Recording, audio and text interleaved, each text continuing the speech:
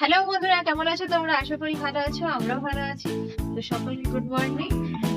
তো আজকে হচ্ছে বৃহস্পতিবার, তার জন্য আজকে সকাল সকাল উঠে মানে হাঁটতে গেলাম। আমার মেয়েকে দিয়ে দিলাম গাড়িতে, ও চলে গেল স্কুলে। তারপরে হেঁটে হেঁটে এসে ঘরে যে সমস্ত কাজ থাকে সেগুলো করে এবার আমাদের জজকে একটু কাবলি ছোলা দিয়ে পনির দিয়ে আজকে একটা তরকারি করবো আর একটু রুটি করবো।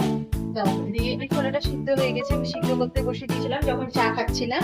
চাটা খাওয়া হয়ে গেছে, তো কাবলি ছোলাটা সিদ্ধ হয়ে গেছে।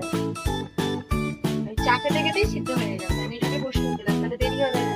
এদিকে ইন্ডাকশনে বসিয়ে দিয়েছি আর এদিকে আমি গ্যাসে রুটিটা করে নেবো।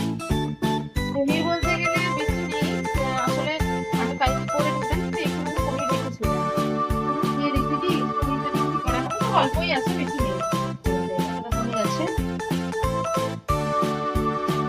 পনির গুলো কেটে নিয়েছিলাম, কেটে ওটাকে আগে ঘি দিয়ে একটু ভেজে নিয়েছিলাম আর আলু সিদ্ধ করে নিয়েছিলাম। দিয়ে এখানে আদা বাটা, একটু জিরে বাটা তেলে দিয়ে একটু ভেজে নিয়ে তারপরে একটু সস দিয়ে জল দিয়ে এই পনির গুলো আর আলুটা দিয়ে দিলাম। মটরের ডাল চাপিয়েছি আর এদিকে এটা হয়ে গেলে পরে ভাতটাও চাপিয়ে দেবো, কারণ সময় হাতে বেশি নাই, ও বেরোতে হবে, তার জন্য আমি এদিক ওদিক করে নিচ্ছি।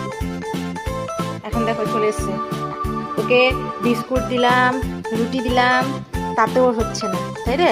হ্যাঁ দেখো ও কোথায় চলেছে, দেখো ঘরের সামনে চলেছে, দেখো ঘরের সামনে চলে এসেছে।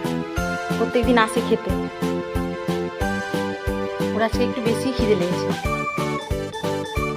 তাই না রে? হ্যাঁ যা। আর এই যে আমাদের এই যে আরেকটা বসে আছে এখানে, ও খেলো, ও পুজো দিচ্ছে।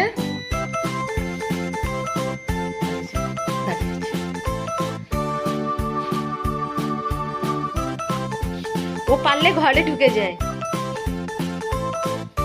আরে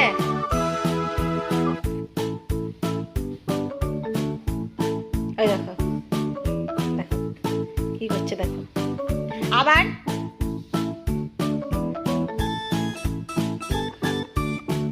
কি